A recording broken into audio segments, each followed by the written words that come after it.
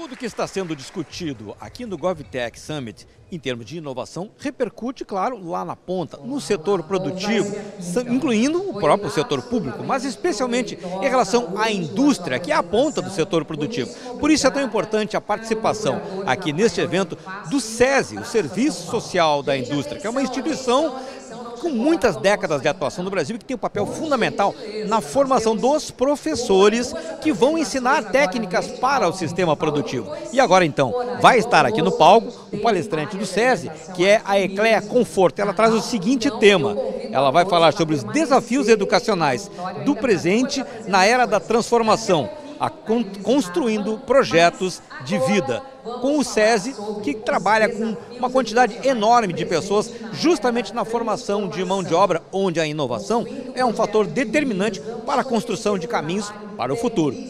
Recém-inaugurado o Instituto de Formação de Professores do SESI-RS. Muito bem-vinda, coordenadora Ecleia Conforto, aqui neste palco.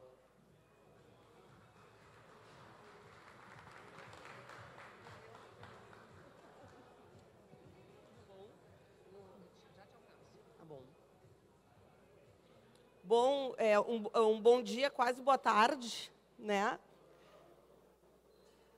Eu tenho que lutar aqui 30 minutos e lutar com a fome, né? Então vai ser uma... O meu desafio já começa assim hoje, né? Eu me chamo Ecleia Conforto, eu sou coordenadora do Instituto de Formação de Professores do SESI, sou uma mulher parda na luta para perder quilos, com muitos cabelos brancos, né, com 47 anos, visto uma camisa preta, uma saia preta com uma barra marrom e uma bota preta. O desafio aqui é conversar sobre os desafios educacionais. E quando nós fomos convidados para esse evento, nossa, nós vamos para um evento, né, com entidades públicas, nós vamos para um evento de startup e nós vamos falar de educação. Sim, tem tudo a ver essa nossa fala. E eu começo a fala perguntando para vocês, como é que vocês imaginam as escolas do futuro? Essas escolas têm professores? Talvez se tivesse um corpo de professores aqui, diria o seguinte: não, tem inteligência artificial. Essa escola existe enquanto estrutura. E aí faço mais uma provocação aqui. Essa escola existe vinculada a uma mantenedora, a uma rede de ensino? Certamente vocês partiram da imaginação de vocês, do contexto de escola que vocês entendem como real, né? A gente encurtou um pouco esse caminho. Eu não sei se vocês já viram isso aqui. Esse aqui é as 4 possibilidades de cenário futuro da educação da OCDE. Eu gosto muito desse painel da OCDE. E por que a gente trabalha com 4 possibilidades de futuro de educação? Porque o futuro é múltiplo. Eu não consigo dizer como é, eu não consigo achar um único futuro. E aí, nesse sentido, se nós olharmos etapa por etapa desse processo, a gente tem da escola clássica com tecnologia até o último, que é uma escola 100% digital e com inteligência artificial. Mas predomina em todos eles a estrutura escolar, ou melhor, nos 3 primeiros, a estrutura escolar, o professor. Agora, os espaços de aprendizagem são outros, né? Então, lá no primeiro, eu estou falando de professores que trabalham em ambientes virtuais de aprendizagem, muito parecido com o que a gente conhece hoje. No segundo, esses professores já compõem uma rede e outros atuam. No terceiro, eu já tenho professores e escolas, mas em espaços de experimentação diferente. Como é que o SESI conversa com isso aqui? Isso aqui é algo bem importante, tá? Hoje, a gente tem uma preocupação muito grande de saber qual é a maturidade do professor para o uso de tecnologia. Todas essas ferramentas de tecnologia desenvolvidas por startups e oferecidas aos entes públicos, o usuário é o professor. Ele é o primeiro usuário. E como é que ele usa essa ferramenta? Mais que isso, Quem pensa na compra desta ferramenta, considera o perfil tecnológico deste professor? Considera a conexão dessa escola? Considera esse acesso? Nessa linha, a gente tem todos aqueles cenários, mas a gente tem certezas desse cenário. E isso é algo importante. Tá? Primeiro, isso aqui é chavão. O futuro é incerto. Eu mostrei para vocês 4 cenários de educação. Eu não sei qual deles vai se consolidar, e talvez tenha um mix de todos que venha a ter um 5º cenário. Ele é complexo, e essas palavras a gente fala, mas elas ficam soltas ao vento. Assim. O que é complexidade de cenário? É a dificuldade de tomar decisões. Da primeira fala minha, a fala é dados. Dados, dados, dados, dados, dados, dados, dados, dados, dados. O que a gente faz com esses dados? Essa é a grande complexidade de tomar a decisão. Outro dia eu estava ouvindo uma palestra e foi comentado assim, é melhor mentiras convenientes, né, do que verdades inconsequentes. Né? É muito mais confortável acreditar em algo que não me desacomode. Né? Então, qualquer mudança, eu logo concluo. Inteligência artificial na educação vai acabar os professores. Não, espera um pouquinho. Vamos limpar isso aqui e vamos ver. Eu posso usar... O que é inteligência artificial? Eu consigo usar? Qual é a mudança? E aí a gente retoma a fala do pessoal da Google. Qual é a mudança que eu tenho que fazer para utilizar isto? Né? Então, a complexidade hoje é da gente entender esses dados e dominar isso. Né? Ele é ambíguo, e aqui no Rio Grande do Sul é uma dificuldade a gente falar isso. O que é ambíguo? Não é sim ou não. Nós estamos falando de diversidade. De várias... Eu acho que nunca, em nenhuma era passada, se conviveu com tantas gerações diferentes no mesmo lugar. Isso causa ambiguidade. Dentro das empresas, dentro das escolas, a gente coexiste. Professores diferentes, alunos diferentes, posições diferentes.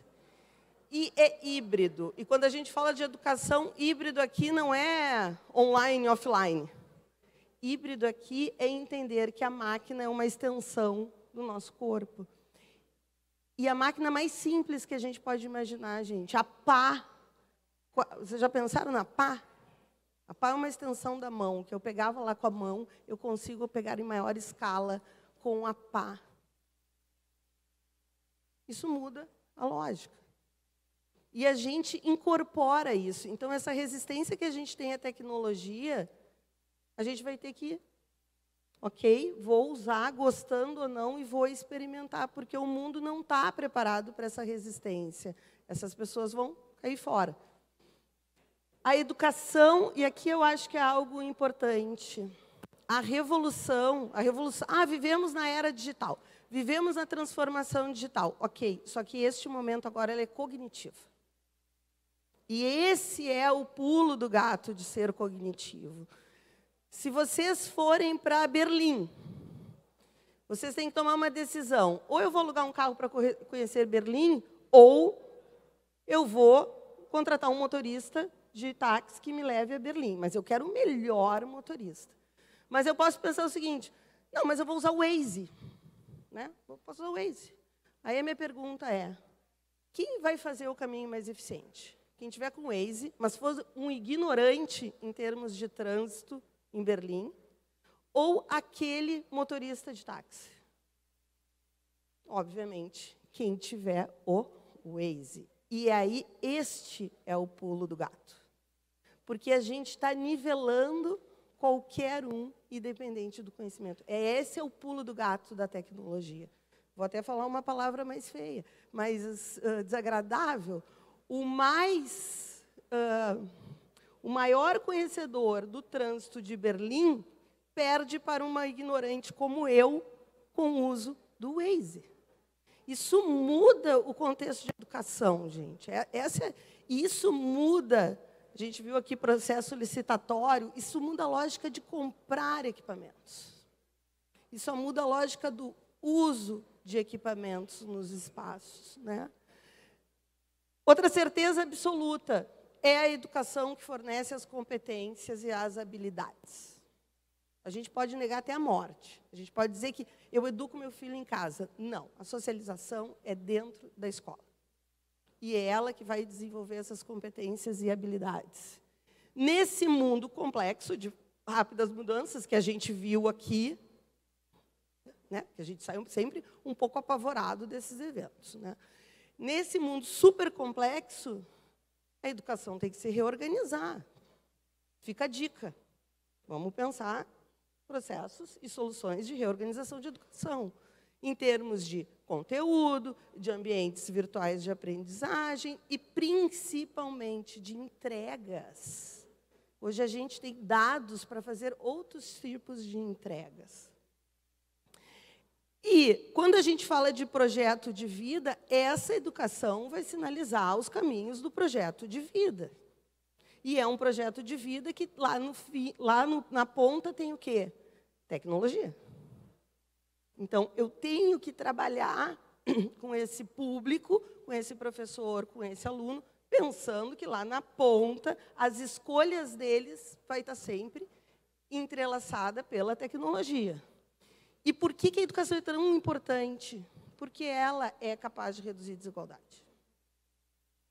Ela gera desenvolvimento econômico e ela potencializa mobilidade social. Então, a gente tem que olhar para a educação. E não é olhar para a educação e dizer, a educação é super importante, mas a gente já sabe. Como é que a gente torna ela efetivamente importante, né? E essa resistência que a gente tem a essa mudança. É isso, gente. A educação vai evoluir. A educação era feita em casa, depois ela era feita pelo clero, depois ela foi para os bancos escolares, e agora ela segue vinculada à escola, mas dentro de uma nova abordagem. Bom, o cenário está lá. Tem tecnologia. É um desafio. Que desafio aquele cenário lá de trás traz para o presente? Eu dividi aqui para vocês em 3 grandes blocos. Cognição, interpessoal e intrapessoal. A escola de hoje trabalha com aquele ponto lá de cima, que são as habilidades técnicas. Mas quando eu trago para vocês o exemplo de Berlim, o que nós estamos discutindo? Habilidades técnicas. Eu estou discutindo a habilidade do motorista me levar para os lugares que ele conhece da melhor maneira possível. Só que essa habilidade técnica, a tecnologia está abarcando. Esse é o grande pulo da tecnologia hoje, né? A tecnologia começou lá juntando dados, e agora a tecnologia passou pela fase da recomendação, e agora a gente está fazendo a tecnologia assumir as cognições que o ser humano fazia. Assim, sobra um espaço no qual a educação tem que se fortalecer, que é o desenvolvimento das habilidades pessoais. E essas habilidades pessoais centradas no intrapessoal, criatividade, pensamento crítico, resolução de problemas e iniciativa, e o intra- e interpessoal, colaboração, comunicação e trabalho de equipe. Dessas todas aqui, eu vou dizer para vocês, com muita tranquilidade, que a mais importante se chama pensamento crítico. É isso que vai nos diferenciar da máquina. E é isso que preserva a nossa condição. A grande questão aqui é que pensamento crítico, a gente não nasce com ele. A gente precisa fomentar o pensamento crítico. E esse é um desafio nos modelos educacionais atuais e vigentes dentro das redes de ensino, sejam públicas e sejam particulares, né? Mas aonde que entra a tecnologia aqui? Passamos aí por uma campanha eleitoral de fake news. O que a gente precisaria naquele momento? Pensamento crítico. Concordam?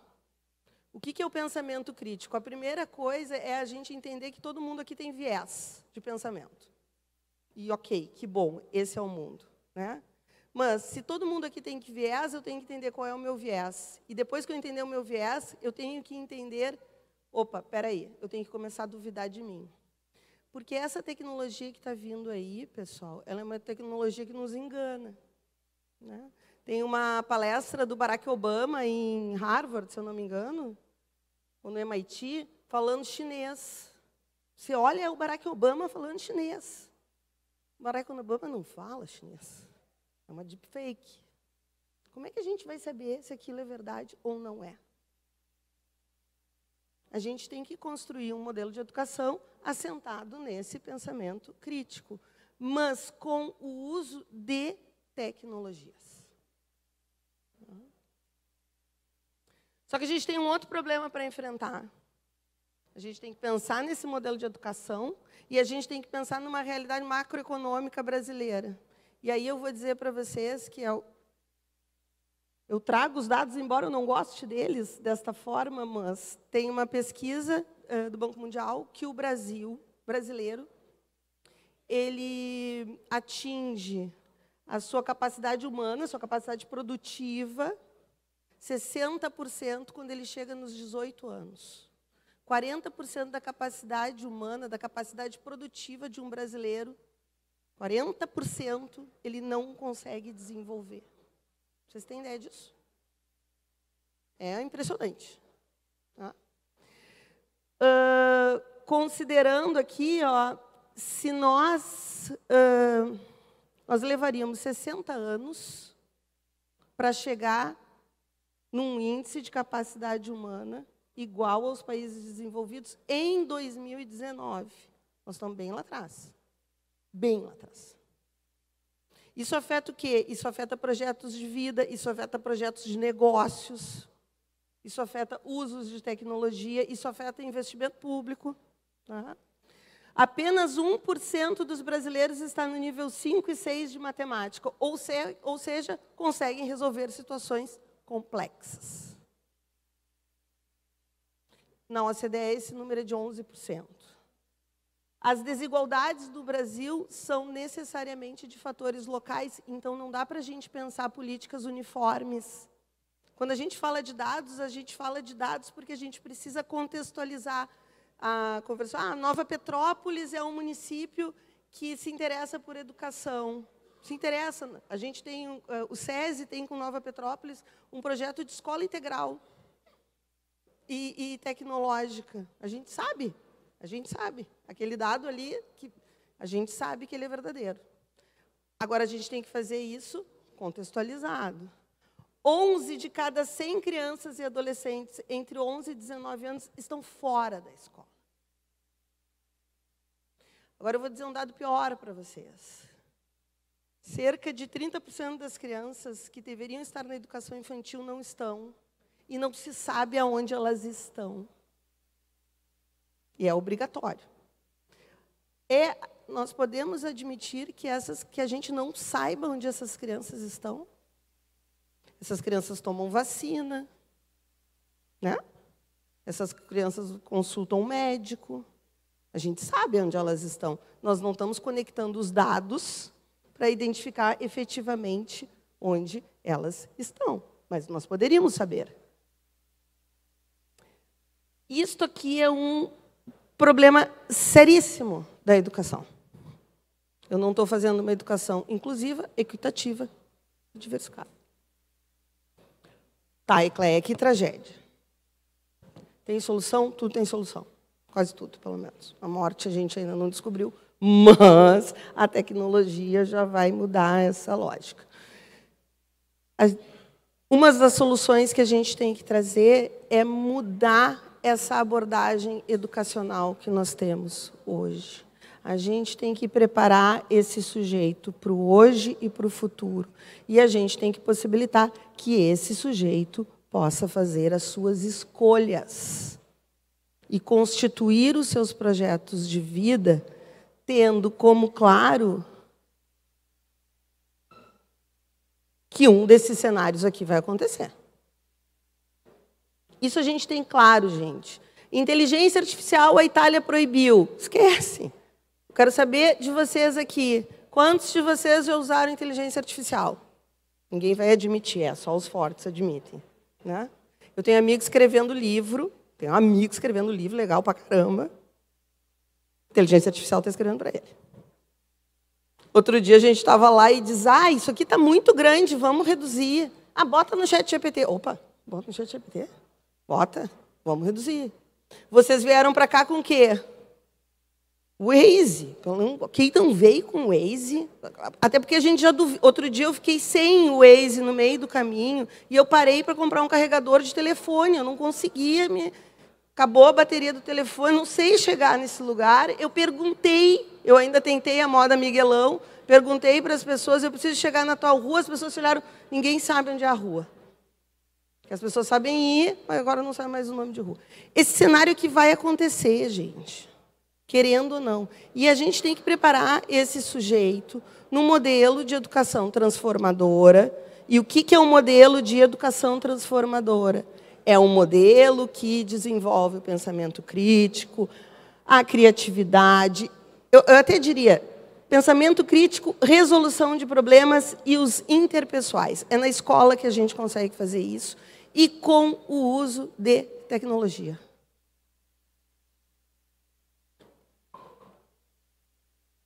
Como é que a gente entende, então, essa educação tradicional para transformadora? E aqui a gente entende é o SESI. Tá? De que forma a gente responde a isso? A gente estabeleceu alguns compromissos. Tá? E o primeiro compromisso a gente tem que contribuir para a transformação da educação. E, se nós considerarmos que 70% das matrículas de alunos está no ensino superior, o nosso compromisso com a educação é contribuir para que esse ente público consiga transformar a educação. E essa transformação de educação, na nossa visão, ela passa por subsidiar as decisões a partir de estudos e pesquisas. Gostei muito da brincadeira do feeling, e é isso aí. Não dá mais para ser feeling. Era feeling quando não tinha dados. Agora tem dados. Por que não dá para ser feeling? Porque o cenário muda rapidamente. Eu não tenho tempo de retomar o erro. Seguiu. Eu vou ter que me virar agora. Então, a gente tem condições de, através de estudos e pesquisas, tomar decisões melhores. Lembram, na primeira fala, que tinha um linear, tinha a linearidade, que o ser humano é linear. A gente tem brincado muito lá no Instituto. A tecnologia é exponencial, mas o conhecimento é aritmético. A gente tem que entender isso. O conhecimento é como se a gente montasse um andaime. A gente bota um, depois bota outro, depois bota outro, depois bota outro. E a tecnologia não tem um andaime. A tecnologia foi de rapel. Né? E qual é o grande problema nisso? Quando a gente acha que aprendeu, já passou. Né? Os professores estão lutando contra a inteligência artificial. Cara, a inteligência artificial já está em outra fase. Porque caiu na mão do usuário. Então, a gente tem que ter estudos e pesquisas que indiquem os sinalizadores do futuro e que esses sinalizadores do futuro a gente traga para fazer a formação. Então, os programas de formação têm que incluir tecnologia, têm que incluir pensamento crítico, têm que incluir metodologias ativas. E o segredo de transformar a educação é transformar o ente principal da educação, que é o professor. Quando um sujeito, um aluno, um jovem, decide o projeto de vida, ele conversa em casa e a outra pessoa que ele conversa é quem? É o professor. Professor, eu pensei tal coisa. Professor, eu ouvi falar de tal coisa. E eu tenho que ensinar esse professor a se alfabetizar tecnologicamente. Vocês entendem isso? Eu tenho que ensinar ele a construir essa lógica de tecnologia na cabeça. Ele não foi. A gente tem um choque de gerações dentro da educação. Tem um professor que está chegando que já está mais usuário de tecnologia, e o professor que está antigo, que saiu do banco da universidade sem ter nada de tecnologia. Então, se a gente não mudar a formação de professores, a gente não muda essa história da educação, a gente não gera projetos de vida e a gente não usa de maneira ética, eficiente e eficaz a tecnologia. E, por fim, ajudar os gestores a entender o uso de tecnologia. Eu vou contar algumas experiências nossas que a gente tem. Os municípios, a gente atende municípios,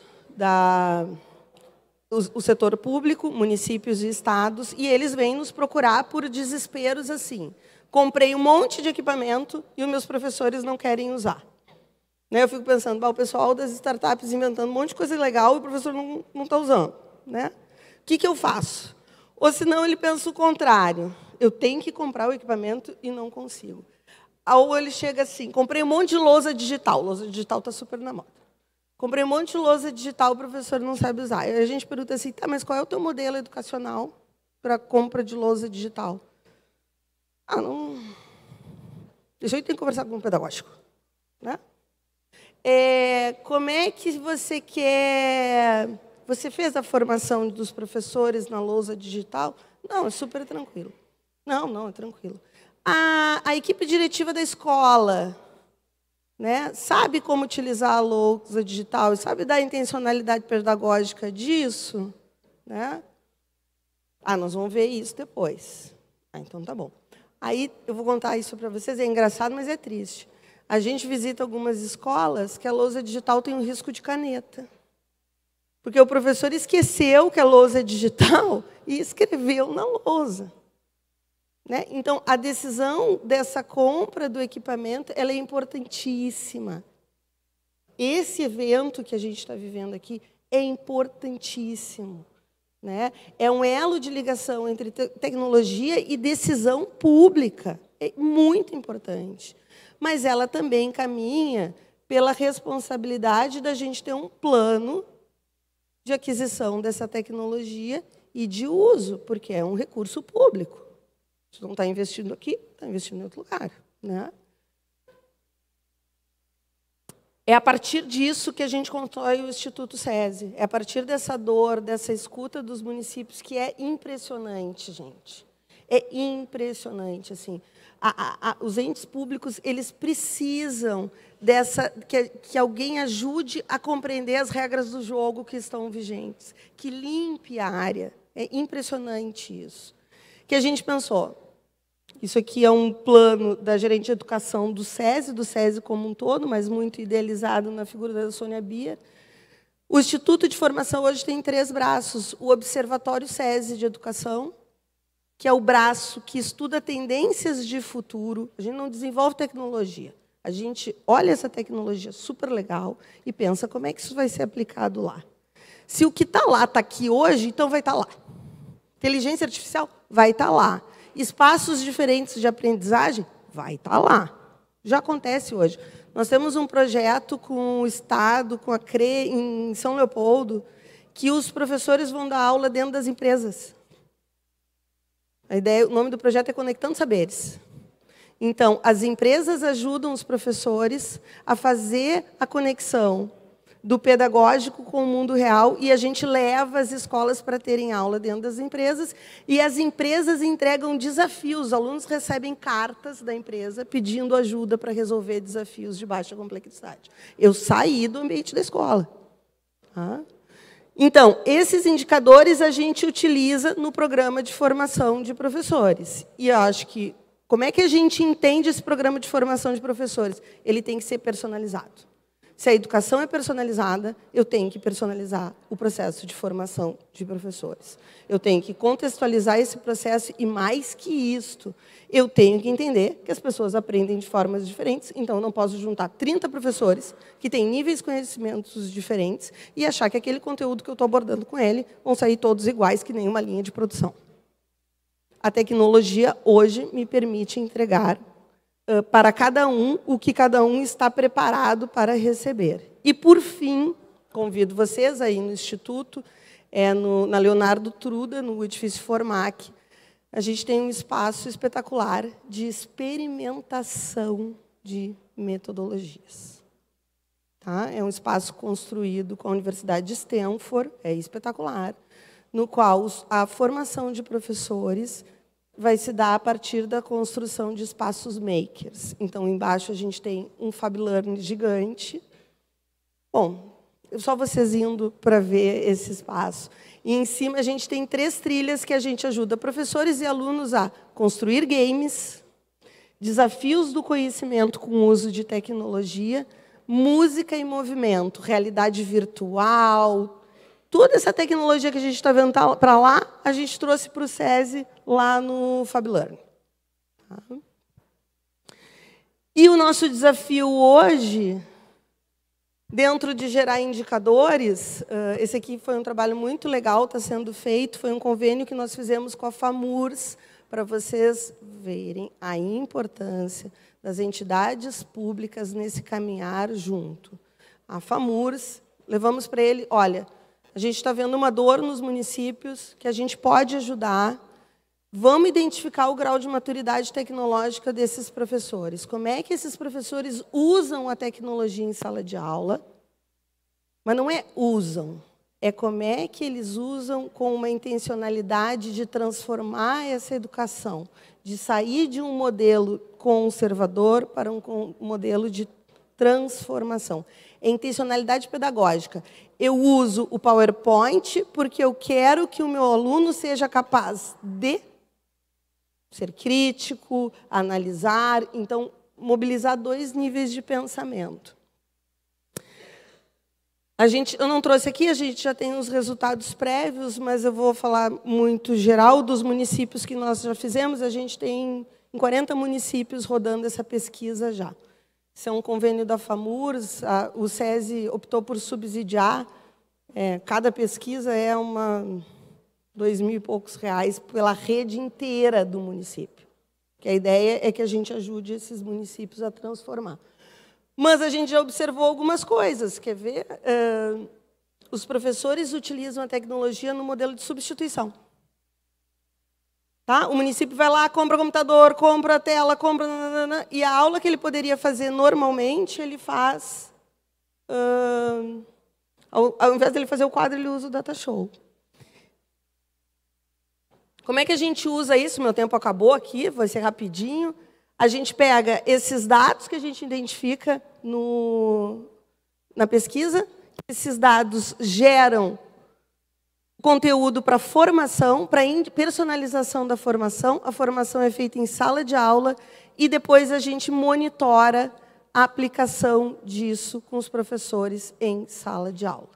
E lá na frente a gente entrega. O seu professor começou aqui e terminou aqui. Ok, esse programa de formação foi válido, ele sabe a tecnologia, vamos pular para o outro passo. Então, o SESI tem esse caminhar. O que o SESI quer... O nosso objetivo é transformar a educação sendo parceiro das redes públicas e sendo um parceiro das inovações tecnológicas que estão por vir e que já temos aqui. Nosso objetivo é a conexão de educação, tecnologia e mundo do trabalho. Agradeço muito a escuta de vocês e a segurar a fome. E nós estamos ali no mezanino, caso vocês queiram conversar, e convido vocês para conhecer o espaço da Leonardo Truda, do Instituto SESI. Muito obrigada.